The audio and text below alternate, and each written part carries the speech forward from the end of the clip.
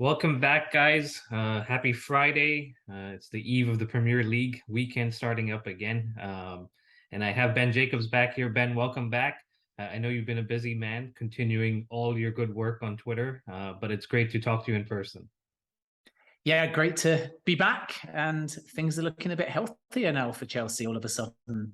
Yeah, two good results. And last time we spoke, I was asking you why are we in the news so much? All of a sudden, we're doing things behind the scenes, and I'm feeling a little left out when I find out that there's been happening in the background. But I guess that's the nature of Chelsea, and that's the nature of being a fan of Chelsea. But let's jump into it. News breaking today that Christopher Vivel is a technical director or a former technical director at Leipzig, heavily linked to Chelsea now. He's left his post at Leipzig and expected to come in, join the Boehly revolution. But we've been here before and we've expected someone to come in and things have gone south. So, what can you share about this deal and Vivel in general? Yeah, so this is a deal that can be considered a lot more advanced than Freund. Not that actually that latter deal didn't get to a point of completion, at least verbally, but he was still ultimately employed. Whereas in this case, we've seen Leipzig actually react and immediately release him from his contract, which means that he's now a free agent. And it remains to be seen contractually, and it depends on the exact terms of departure, whether that makes him immediately able to start at Chelsea or if there is a period of gardening leave. But this is very normal. Sometimes it feels acrimonious, especially if the club makes a rather short statement, as we saw from Leipzig. But the reality is when you have a senior figure, especially around recruitment, who is outgoing, you try and get them out the door as soon as possible, because if you keep them working for you for too long, then inadvertently they will end up having too much information. And it's not a case of them staying at the club and gathering that information in any untoward manner. It's simply the fact that they're working for you. And because clubs work so far ahead, they'll know a lot about your direction. And what also complicates it is the fact that there's a fair amount of intertwinement between Chelsea and the Red Bull Group anyway. So you may have a scenario, even though he was technical director, where he's well aware of and asked to represent the group and Leipzig in particular on Nkunku or Vardiel, knowing that he would be going to Chelsea. So you simply can't have that. So you push them out the door as soon as you possibly can. And the statement can make out like something's blown up, but it's always a little bit more considered. So in this particular case, Vivel was actually part of a duo that Chelsea were trying to bring in, and the talks therefore started at the same time as with Christoph Freund, and Chelsea were very hopeful that they would get Freund as sporting director and then Vivel as their technical director. And then the reality is obviously proven to be the case that Freund hasn't come and Vivel has. And I think part of the problem with Freund and why the Red Bull Group played such hardball was because they were well aware weeks ago that Freund would end up taking more than one, and they in the end held him to his contract. So it will be billed as a U-turn, and technically that's what it is, because he told Chelsea that he was going to join. But in practical terms, it's more down to the fact that with Freund, there was no release clause because he'd only just signed, particularly now. So Chelsea would have had to wait for at least a year before they could have actually swooped in and got him. And as a consequence, it became a deal that they thought was done and ended up not being possible. So that takes him out of the equation. Whereas with Vivel, it's a little bit different because he's eligible to join Chelsea, especially now as a free agent. But even if he'd have stayed, there would have been an ability to negotiate and get him through a different path. But this is kind of better for Chelsea, especially if he has actually been dismissed, because that might mean that he can start a whole lot sooner. So I expect this to be official, at least as far as the paperwork is concerned, by early next week. And then we wait and see, and it may depend on any possible gardening leave as to when it's actually announced in public. But I expect it to be formal as far as Vivel and Chelsea are concerned by early next week. And then we'll just wait and see when the start date is. But obviously he'll be ready by January. And then his role will be data-driven, it will be around scouting, and it will be strategic, which is kind of what he was doing for the Red Bull Group. And prior to his last role as technical director, he was also a head scout, so he's got a keen eye for talent. And I think that rather than necessarily involving him in too much of the negotiation or too much of the kind of internal club side, they will look more to have him have a focus on incomings that are young and also group pathways.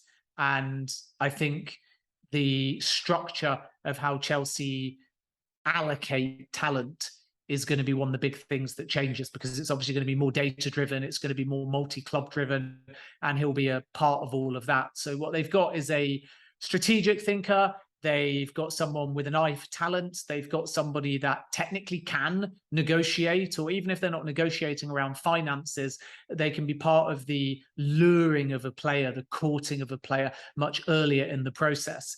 And he has obviously worked within a group model as well. So he ticks a lot of boxes.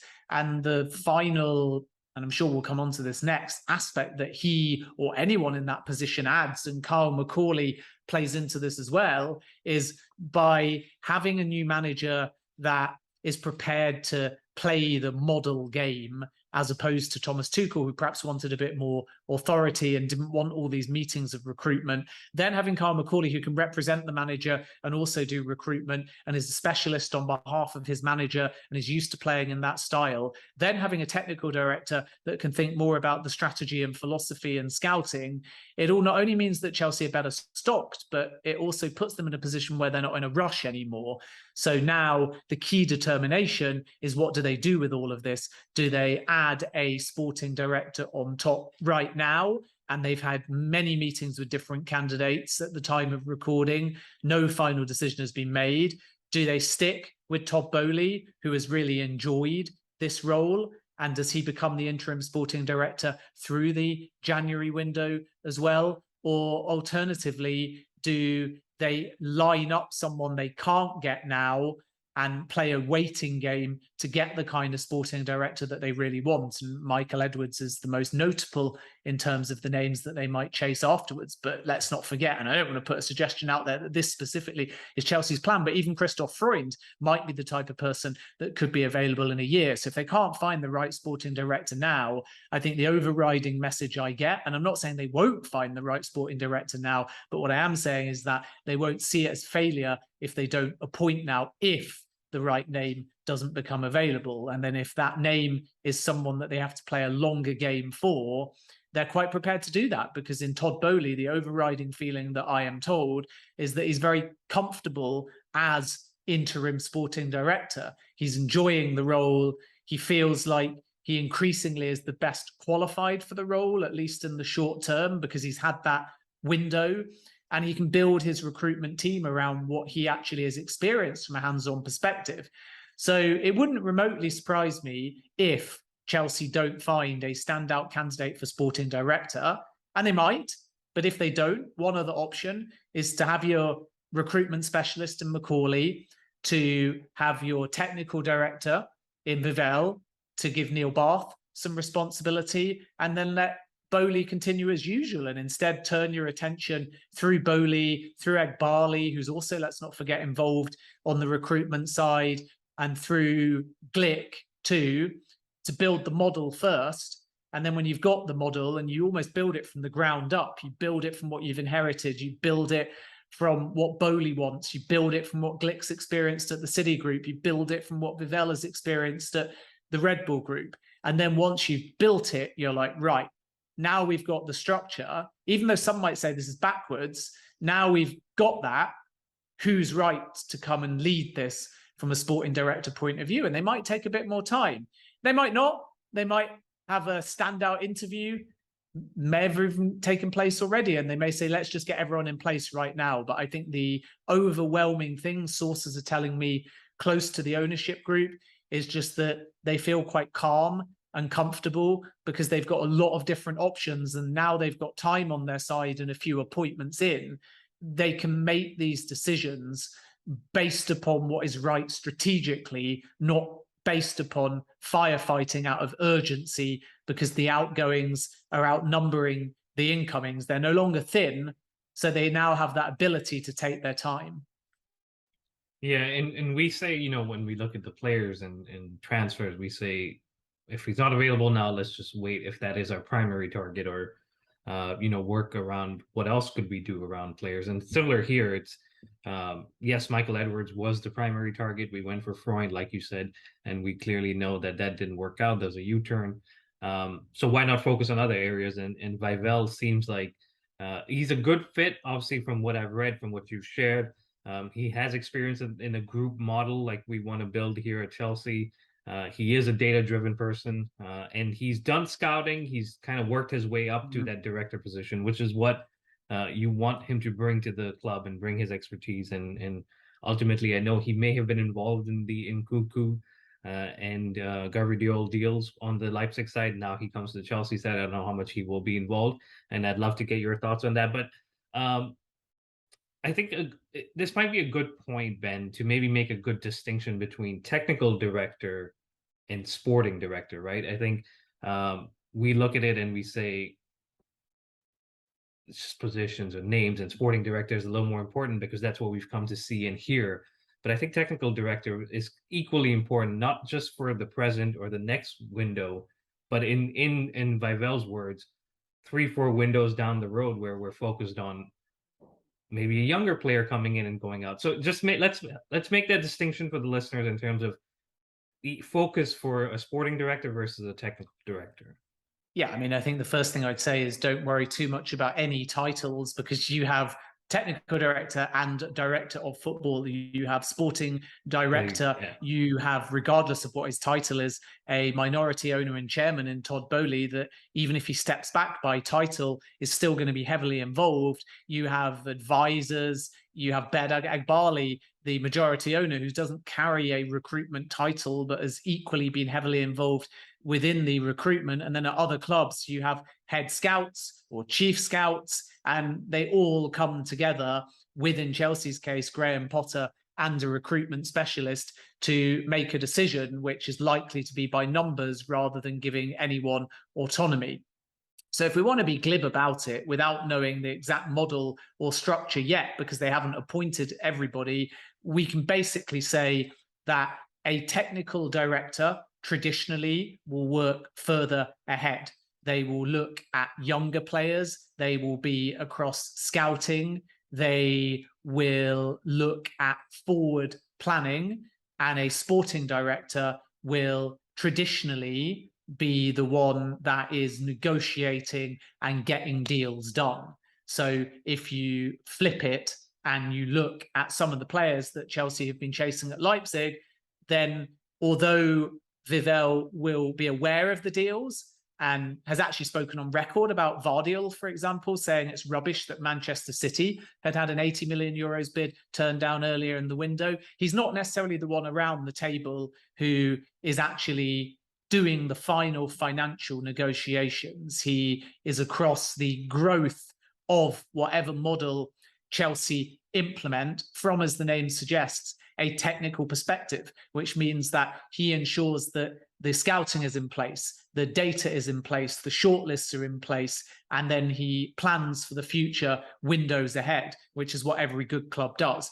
And then the sporting director will obviously be across that same strategy. There will be overlap and there will be collaboration, but the sporting director will ultimately take more accountability for who Chelsea do or don't get in the short term. But where there's overlap these days is that most of these big signings, has been proven with Nkunku and Vardiol and Bellingham or Declan Rice, you have to play the long game. So I look at it like a baton relay at an Olympics, really, where if we were just talking generically now, because Chelsea don't have all of these positions, but in essence, your data and your gut instinct, your scouts, run the first leg and they allocate a list of targets. Then they pass on the baton to slightly more senior people like a head of scout, and he then watches the player and looks at the stats and then passes on reports and recommendations. And then at that point, the third leg is the technical director, but the technical director is like running alongside the scouting network already. And then he takes it on and then he delivers it to the people that actually have to finish the race and win the race. And that's where naturally you start bringing in your sporting director. But again, he's running alongside the technical director in the third leg, but he's the one that perhaps gets the glory along with the manager and along with the board. But this is where it becomes complicated in a model and when you're working so far ahead, because when you are being a bit more opportunistic, when a name becomes available to a knock-on effect in the market, when you just see somebody that you weren't going to go for, but you were, when you get an unexpected outgoing, the sporting director and the manager and others that are executive at the club have to kind of firefight. And that's where they have to take lots of meetings. They have to scramble around. And the technical director may be asked to be a part of that, but it's not as much of their bread and butter. So the technical director has a slightly calmer role, but strategically, it's really important because they're the ones that are feeding in and implementing the strategy of the entire club. And they're often working with younger players and they're often playing a longer game. And with Vivell, what they like about him is not just the fact that he's got that experience from the Red Bull model, but he's built up a network in North, Central, and South America. And not just because they're an American-led consortium, but because they see value there in that particular region. And then they'll use Mendes as an advisor to build a bit more of a European network with maybe some clubs in lower tiers and bandings. But if they're going to go multi-club model, they're going to be looking at South America. They might look at Central America. They could look at North America. It could also be quite useful in NWSL and in women's USL as far as Emma Hayes' Chelsea is concerned. So you can understand why territorially they want to sign up people that not just are relatively young, passionate, and good experience within a model, but come with that instant network, which is really important because then you know who to turn to and how to use it. So that, in a really like superficial way, is the distinction. Lines are always blurred. And sometimes your technical director is asked to be your sporting director. Sometimes your sporting director is asked to be your technical director. And it's complicated further by the fact that the chairman and the minority owner is currently the interim sporting director. And if he departs, it could add extra layers towards the hierarchy. So one of the things Chelsea are going to have to do is have clear lanes and hierarchy and structure internally within whatever model they finally implement. But it's ambitious. They've got their man, whereas with Freund, it's a failure, loosely speaking. Who knows? It might come back to benefit them in the end, depending on who they get. With Edwards, as far as him starting now, it's a, in inverted commas again, failure. But important to note that with Vivell, that was the technical director that they considered. It was the name that they wanted. So they'll be very pleased to get him through the door. And it's a building block towards getting clarity over what the internal hierarchy is for recruitment and what the overall model is going forwards. Yeah, I appreciate you helping make the distinction, even though it might end up being intertwined. But what brings, listening to you, what comes back to my mind is that Boehly interview here in New York, where they were asked him, you don't really have a background in the sport. And he said, but we know human capital. And that's exactly what this sounds like, is they're bringing in the people that have the connections and networks, like you were mentioning, along with the experience that will help Chelsea, whatever model we end up with.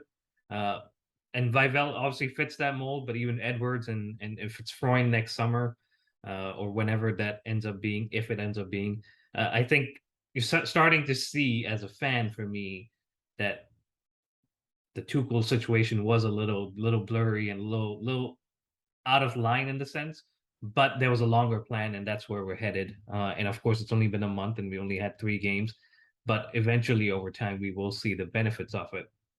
Ben, we've mentioned 2 names here, Nkunku and Gabriel, and I hope I'm not saying that wrong. But let's just focus on Nkunku first. Something that came out of left field in a sense, because it was all going on in the background and medical had happened. Obviously, it started getting reported, and then we heard there might also be a pre-contract agreement in place with him.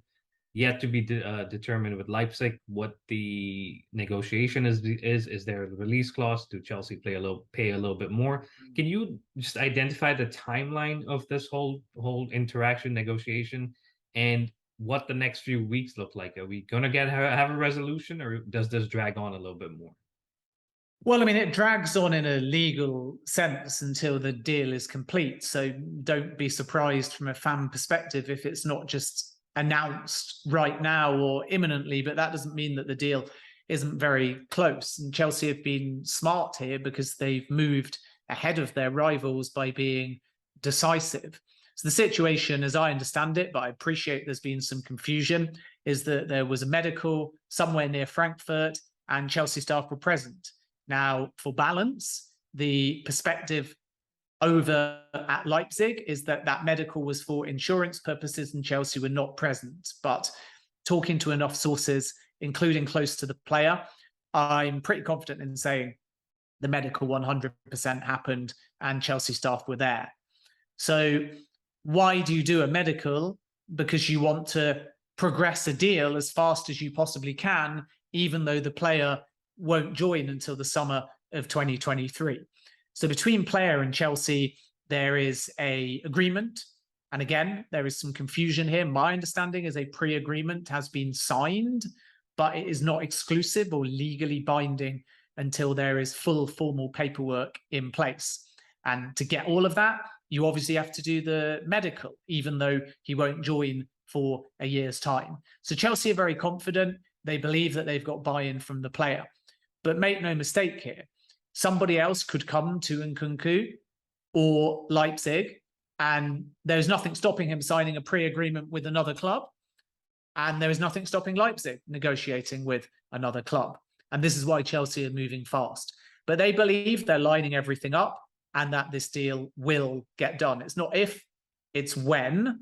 But again, to reiterate, because Chelsea have been burned before with confidence in deals and they've been hijacked, there is still a ability for the player to talk to anybody, and there's still some work to be done between the clubs to get everything over the line. And Chelsea were presented ultimately with two options, not by Leipzig, just within their own discussions. One was you pay the release clause, or two was that you bid above the release clause. And that's very beneficial for a number of reasons. One, because you jump ahead of your rivals and you can actually get the deal done now. Two, because the release clause, when activated in 2023, is a lump sum payment, whereas if you pay above the release clause and then you get an offer accepted, you can pay it in multiple installments, which means you're paying less upfront, which is useful from Chelsea's perspective. And obviously, by offering more and him still going in 2023, Leipzig benefit as well. So Chelsea see that as win-win-win. I don't think it will necessarily, from what I gather, be significantly, not astonishingly or astronomically more than the release clause. If they want him in January, it's a different story. But knowing the release clause is there, Chelsea will offer more, but not crazily more. But they can discuss add-ons as well. So they can say, look, the release clause was a lump sum up front. We'll pay it to you in 3 or 4 installments, but we'll add an extra 5 million in add-ons and we'll add an extra 5 million to the base release clause price. And then suddenly you get a guaranteed 5 million more than the 60 million release clause, and you get 5 or even potentially 10 million more in add-ons. They might not all be gettable, but then the number, even if they don't quite reach it, seems closer to his current market value, which is between 70 and 75 million euros. And Leipzig are in a really intriguing position here, because when they got Nkunku to sign, it was on the player's terms, inclusive of the number of the release clause. So everyone knows it's lower than market value, but if it was market value or higher than market value, then Leipzig could prevent Nkunku from leaving, effectively knowing that the release clause might price him out of the market. So Nkunku said, well, I'll sign. And then if the release clause is lower, he's definitely going to get his move, because if nobody agrees a fee, there'll be a mad chase at that price because it's a bargain at the release clause. So then there's an incentive for Leipzig to sell him earlier and for higher, so they get the most amount of money. And that's what kind of makes it really intriguing. And then from Chelsea's point of view, they are also in a difficult position because Chelsea could say, well, we don't really want to give you much more because we can just pay the release clause in a year's time. And Leipzig can say, well, yeah, but then the player might have 10 offers and you've got no guarantee of getting him. So it's really quite a complicated negotiation because of the different dynamics at play. And I think you're going to see a lot of poker moves where Leipzig could even turn around and encourage somebody else to bid now to make Chelsea go even higher. And Chelsea could say, well, listen, the player wants us. We don't really need to give you a penny more than the release clause because we firmly believe that if we do just let the release clause come into play, then he'll still join us over however many rivals. And this is part of the dynamic at the moment of the negotiation. And as I understand it, it's not there yet, but it's heading in that direction. But Chelsea's confidence lies in the fact that they believe that the player wants to join them. Otherwise, he wouldn't have undertaken the medical so early. So it's looking like this deal is going to get done, but it is not 100% signed just yet. And let's wait and see whether another rival was to enter the race and try and hijack it. But my personal opinion is this one will get done. It will get lined up in advance. And in stark contrast to the last window, it's an example only months into their tenure of the ownership group learning how the window works in their first window and then making sure that they work around the clock to plan windows ahead so they don't have that same panic or urgency or volumes of outgoings or final day scrambles to get names. Some of that is always just the nature of football and the window. Some of it's a knock-on effect due to other people moving. Some of it's opportunism. But where possible, if you can get your business done in a structured way and plan it in advance, then you can relax a little bit towards the end of the window. And clearly, when you look at even just the ploy to try and get Nkunku, whether it happens or not, and as I say, I think it will because it's close, but the same with Vardiel, the same with Liao. We're seeing a pattern now of Chelsea saying, right, that was our first window. A lot of the people involved in that window had never been in that environment before. They've learned. They're expert negotiators, but they've never been in that environment before. So now they're saying, what have we learned? And how can we improve? And how can we continue the momentum of targets we didn't get or didn't want in this window or couldn't afford in this window? And how can we take that into either January or the summer in a way where we know they're coming or we know they're likely or we've done as much as we can legwork-wise to give ourselves the best possible chance of getting them? And I think what you'll see in future windows now, especially as Chelsea bolster their recruitment, is just a lot more structure and a lot less panic. And that's what we want to see, because the last time I think we did our business early was the summer of 2014 under Jose Mourinho, when he brought in Cesc, Diego, as early as I think the window opening in June, and we went on to win the league the following season. So, that season, I beg your pardon. So I always like us to see our do our business early. This is very early compared to what we've been doing, but I'll take it. As long as no one tells Barcelona that Leipzig may be open to selling someone else, because I can't go through that again with Barcelona taking over our deals. Ben, I was going to talk about Vardiol, but it seems like that's not as advanced or not as further along as the Nkunku deal. So we'll definitely keep an eye out on your what you share on Twitter, and as well as just on Vardiol, though, it's important to note it's different because not only are there other bidders that are advanced, but you have a higher price, and that then has to be reflected in another window, whether January or the summer. Does that drop? Does that go up? And it can all depend on anything from terms to suitors to other bids. So that just requires negotiation. I think Chelsea tried on that towards the end of the window to see if they could lock that in and almost get the deal done, a bit like Nkunku, a bit like Naby Keita's Liverpool as well. So you can see what they're trying, but that's not been pulled off yet. So we have to wait and see on that. But I think the other thing people don't realize sometimes, and this is the same with Nkunku too, is that if a player knows the release clause is low, or if they know regardless of a release clause that the club they're at will sell or will be forced to sell, then they might just sign a new deal. And it maybe is a bit of a stretch with, say, Jude Bellingham, although Dortmund will try their luck in January to get him to sign a new deal. Kane at Spurs, they'll offer him a new deal, but they might still allow him to leave for the right price, whether that's a gentleman's agreement, whether that's a release clause, whether that's if they don't make Champions League football. But you'll see this regularly. Even James Maddison could sign a new deal at Leicester, but still know that he's going to go in the summer. And the thing people don't get is it's not just about the club and protecting the price. And fans always ask me, well, why would a player do that? Why, if they only signed a deal last year, will they sign another deal? Why, if they want to leave, will they sign a new long-term deal? And it is usually because that comes with improved terms that then you use as leverage. So say you're Nkunku, why'd you sign if you knew Chelsea were interested? You could have just joined Chelsea last window. You could have joined Chelsea in January. You could have made it a lot cheaper for the clubs that want you. But the player's rewarded.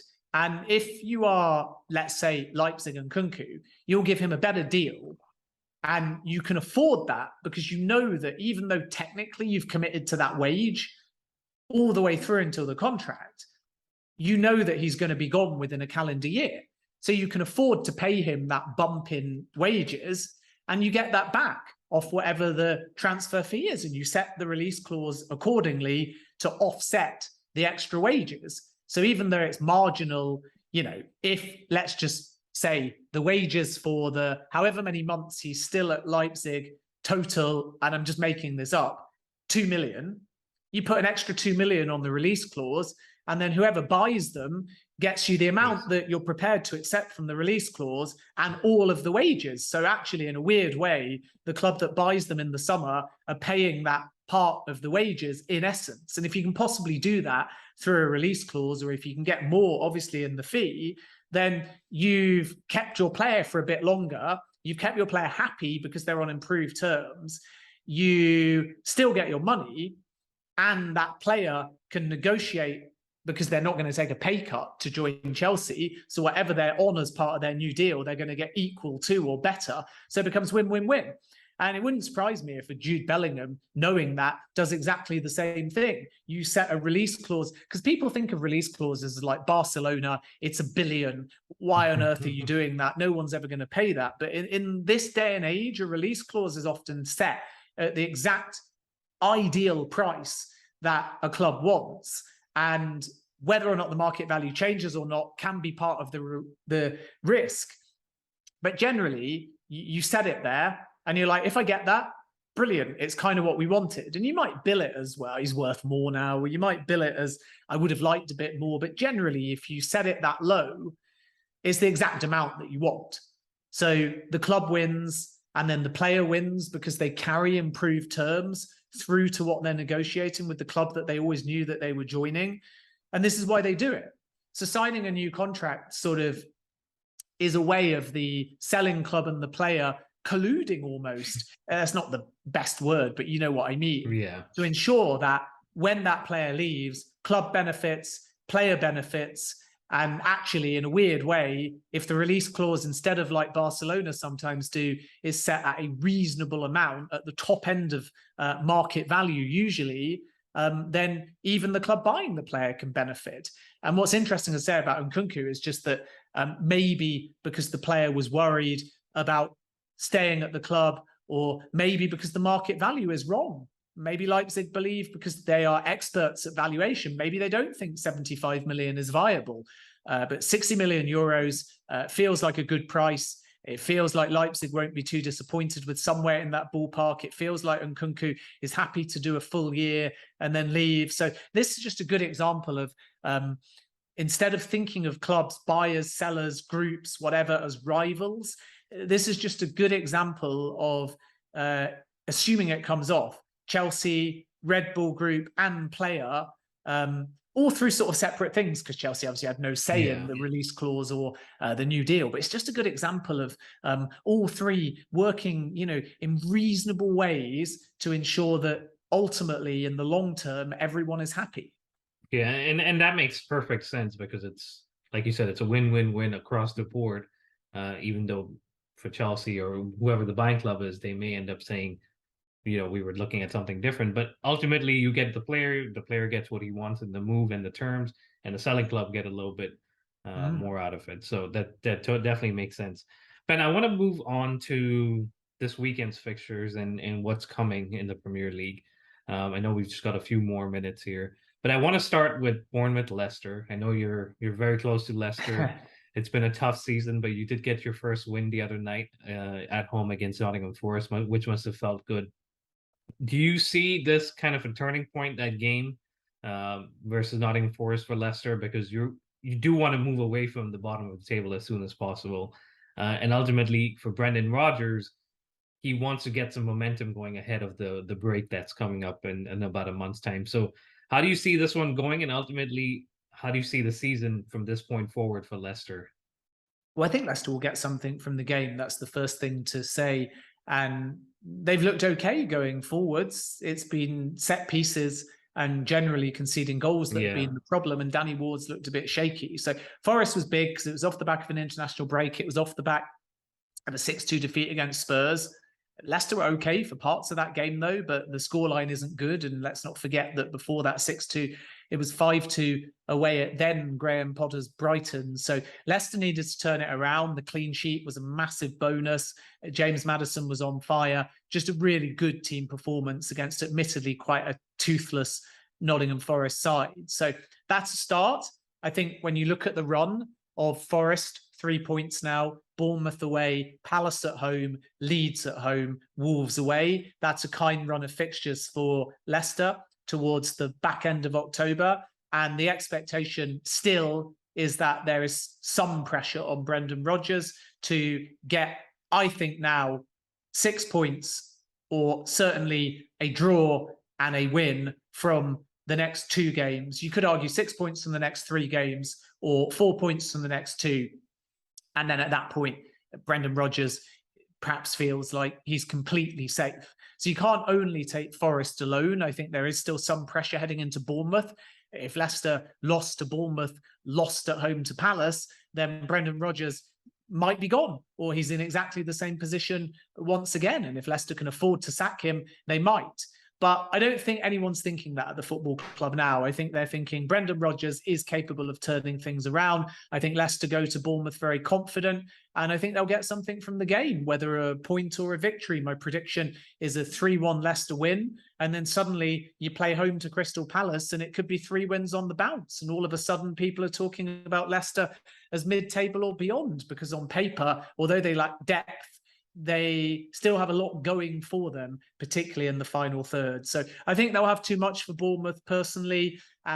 Whereas Forest was good, back-to-back wins for Leicester puts a completely different complexion on the season, because in all likelihood, if they win the game, then they will move out of the relegation zone, or they could anyway. It just depends by how many they win the game for, because they've got a worse goal difference than Wolves or Palace. So even if they draw, it might not be enough, but it moves them to 7 points. And that might be the same total as West Ham. It might be the same total as Southampton. And then, as I said before, you got home to Palace, who have not had the best start to the season. They've only won of their first 7 games. You've got a game against Leeds United, who can be quite open and expansive. And I would expect Leicester to win that, even though Leeds are a little bit close to mid-table. And then you've got a game against Wolves, who are also currently in the relegation zone. So this is important to Leicester, not necessarily because 100% of a wider reflection on the season and top half or something close to it. It's more just because they've got a run where they're basically playing bottom half teams.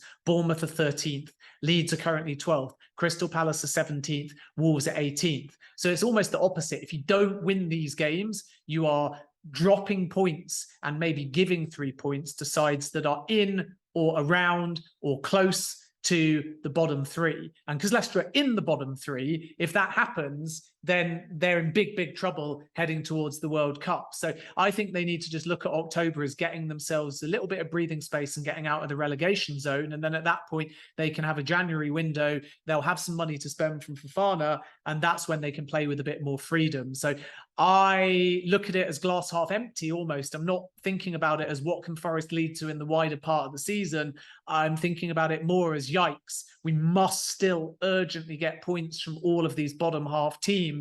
Otherwise, if we don't, then we'll end up in big trouble heading into the break and the January window. So it's not really about should we win or shouldn't we win. It's not about winning all the games. It's almost just make sure you don't lose to these teams.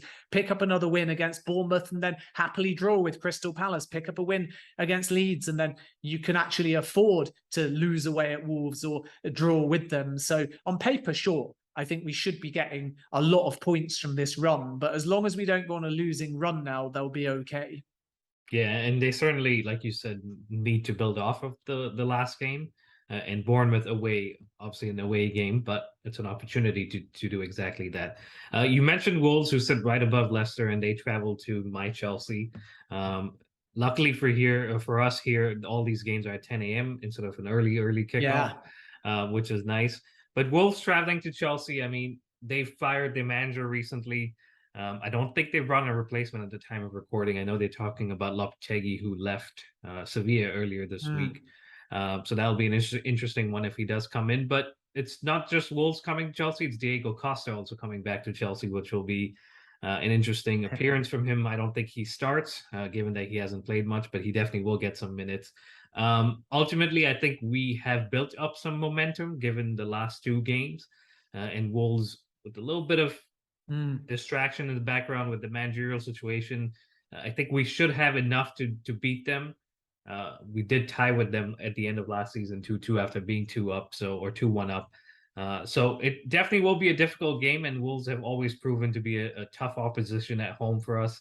But I think we have enough going for us at this point that we win it 3-1. How do you see this going, Ben? Yeah, I think you put your mortgage here on a Chelsea win, to be honest with you. Wolves have got uncertainty. They're not scoring goals. There's no confidence at the moment within their team. And you have to look at them, as many people said, even before a ball was kicked, because of how poorly they ended last season, as firm relegation candidates. So let's see whether they are galvanized in any way. I agree with you that I don't think starts in the game. But I just think that Wolves' problem is that they have scored 3 goals, I think it is, in the Premier League in 8 games. That's right. Yep. 3 goals. Now, the only saving grace is that they've only conceded 9, which is not terrible for a Premier League average, like Bournemouth, Leicester, Villa, I think Fulham even, who are in the top half of the table, and Man United, who are like 6th. Even Chelsea have conceded more, I think, because their goal difference is even, I believe, and I know they've scored 10 goals. So defensively, they can dig in, but Chelsea are at home. I think if you were away at Molineux, you might see it as a banana skin, akin to Crystal Palace, who were unlucky not to get something from that game. But I think that the advantage of having a late win against Palace, where Chelsea were not at their best, but then having a dominant performance against Milan, is that Potter's seen both sides. He's seen a sort of tense, come from behind win, and he's seen a more clinical performance. And you've got back-to-back games, you've got that buzz of the victory over Milan in the Champions League. And I just think this is going to be Chelsea's game where they run riot. I think this is going to be Chelsea's game where they score early and they put 4 or 5 past Wolves, and they show up Wolves for the sort of creatively clueless team that they are. And if they score early, even the Wolves, as I say, have been quite organised and quite good defensively, Wolves will be forced to make it a more open game. So that obviously is going to be the key to it, is can they score early? Can they kill the game off early? But I think if I was playing fantasy football, I would be taking a risk this week. I would be not captaining Haaland, which is madness. And I would be, if you're trying to catch up with your points, I'd be sticking the armband on Raheem Sterling, because I think this is going to be the game where he does some serious damage. You're getting me very excited for this, Ben. I was saying 3, but if I'll take 4 or 5, because it's been a very long time since I've seen my team score that many.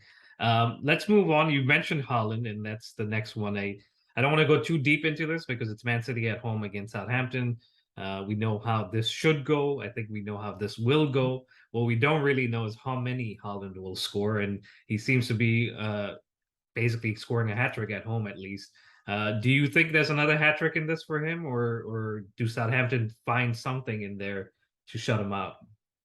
Well, it's impossible to shut him out at the moment. That's the first thing to say. But, Manchester City have had these kind of games where they've conceded 2s and 3s. Right. So Southampton have got nothing to lose. And that's the thing, that teams are realizing away at City now that they really don't just have to go and park the bus. They've got nothing to lose. They've got to go for it. They've got to try and score early first. And then after that, they can think about parking the bus. So this is a Man City win. They're probably going to hit 3 or 4 again. I think Southampton will score. So I agree with you, 3-1 or 4-1. But at some point, let's not forget, Pep Guardiola is going to have to think about resting Haaland. And maybe the only thing stopping him is that Haaland's not off to a World Cup. So that's true. That becomes a factor in the selection. But we will see him rotated, in my opinion. It's just whether or not it's going to be this game or it's going to be the reverse fixture against Copenhagen. And my gut instinct is that it will be a start for Haaland here, and then he might not start away at Copenhagen in the Champions League because Manchester City are in control of that group. But let's see. But Haaland's not going to score hat-tricks and start in every game. So that is a consideration as well, specific to Haaland. But Manchester City will win this game. Southampton don't have enough depth or form defensively so far this season. It's just one to watch with Ralph Hasenhüttl as well. Like, it always feels harsh if you change your manager after a defeat to like a big team. That's why a lot of people thought that it was harsh with Scott Parker when he was sacked after that 9-0 defeat. But it was different because there were problems behind the scenes. I think Parker's post-match interview revealed that. But I think Hasenhüttl was treading on thin ice because he's had a lot of periods when at Southampton where he's almost gone, including, let's not forget, that 9-0 home defeat to my team, Leicester. And he's always found a way of bouncing back. But the one thing that's been consistent with his tenure at Southampton, even when things are going well, is they've thrown away so many points from winning positions. And now they're in a position where they could potentially, if they're beaten heavily, fall into the relegation zone. Even if they're not beaten heavily, they could drop into that relegation zone. A lot will obviously depend on Wolves. So from a Chelsea point of view, if they beat Wolves, then Wolves will stay there in the bottom 3. And then if Leicester win, they might move out the bottom 3, but the maximum Leicester can move to is 7 points. Southampton are already on 7 points. So a lot's going to depend on goal difference. And if Man City drop them, they could drop into the relegation zone. And, we're heading into that period again where if you're going to make a change, you think about it now. And anyone contemplating that change will be using the World Cup break, will be using the extra time to make that change earlier, knowing that their new manager can bed in and knowing that that new manager isn't going to arrive after, let's say, historically in seasons gone by, that festive period, and then they have to walk into a new club. They have to walk into a club that's played 19 games. They have to walk into a club that are tired after the festive period. They have to walk into a congested January with FA Cup. And they've got the window.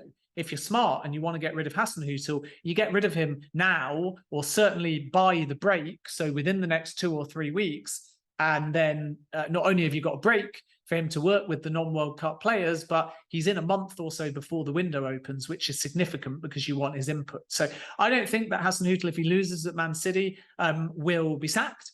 But what I do think is if you look at their 2 fixtures after that, home to West Ham, away at Bournemouth, if those 3 games don't go according to plan, I think he's gone by mid-October to allow them to find a manager to come in and have ample time to work with the full squad before the break, because many of them will be off to the World Cup, or some of them anyway, in the case of Southampton. And then obviously the other advantage, regardless of that World Cup aspect, is just that you would want that new manager in by November at the latest so he can input towards the January window. And I think that mid-season World Cup might just make Southampton axe Hasenhüttl if results don't turn around earlier than they might have planned if we didn't have a mid-season World Cup.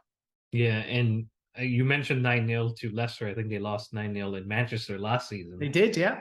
And so I'm sure Southampton fans may not sleep too well tonight, just knowing the prospect that they travel to Man City. But like you said, City have conceded quite a few, and it could turn into an exciting game. And I think just on the point of resting Haaland, I think if I'm not wrong, next weekend, Man City play Liverpool. So resting Haaland midweek may make sense. I'm going to skip over a few games here, Ben, because I do want to talk about some of the bigger games on Sunday. I'll jump ahead and then I'll come back to this one. So let's talk about Everton, Manchester United. A lot of people predicted, and I'm not saying Everton are out in the clear yet, but I predicted a relegation scrap, conceding goals for fun. If I'm not wrong, I'm going to look this up real quick. Everton have maybe the second best defense, having conceded 7, and have been quietly picking up some points along the way, getting a couple of wins, set up at 11th right now, hosting a United side that were embarrassed in the derby last weekend.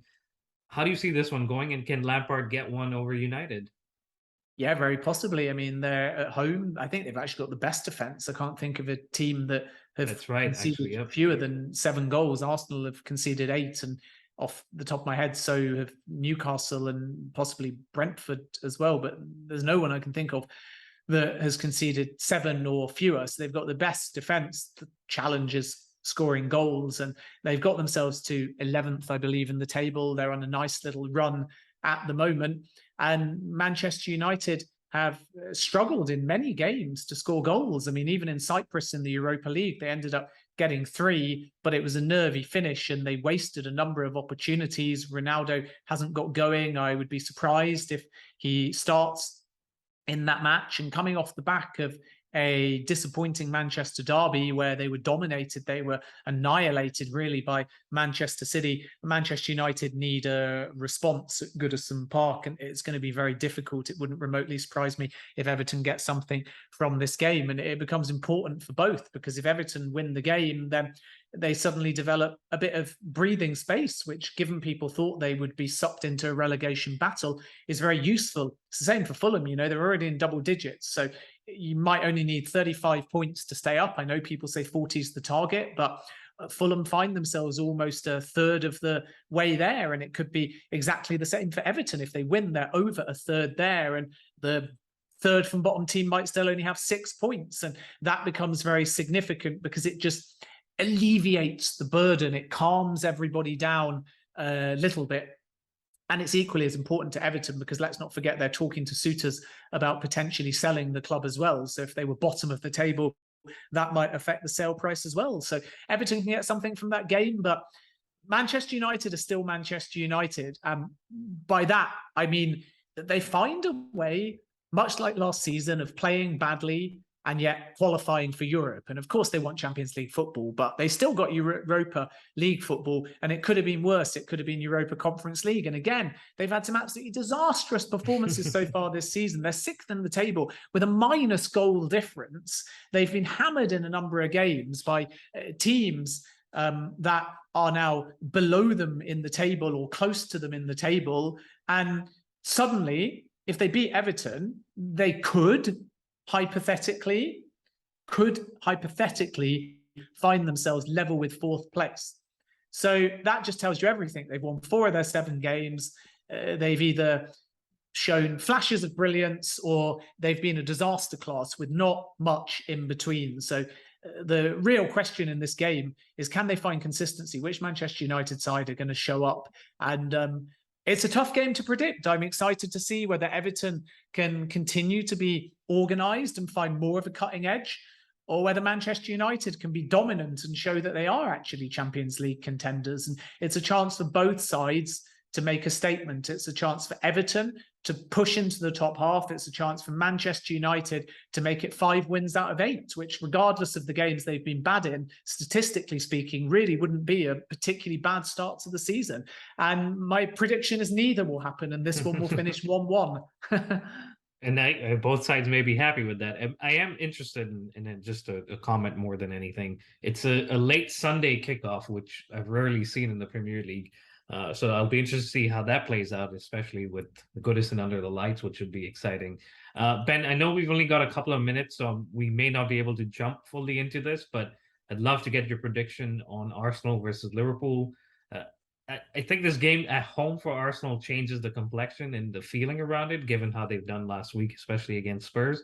And Liverpool themselves not having the best time conceding goals, scoring goals too, that has to be pointed out. But it should just point for an exciting game, and one that either side could edge it at the end.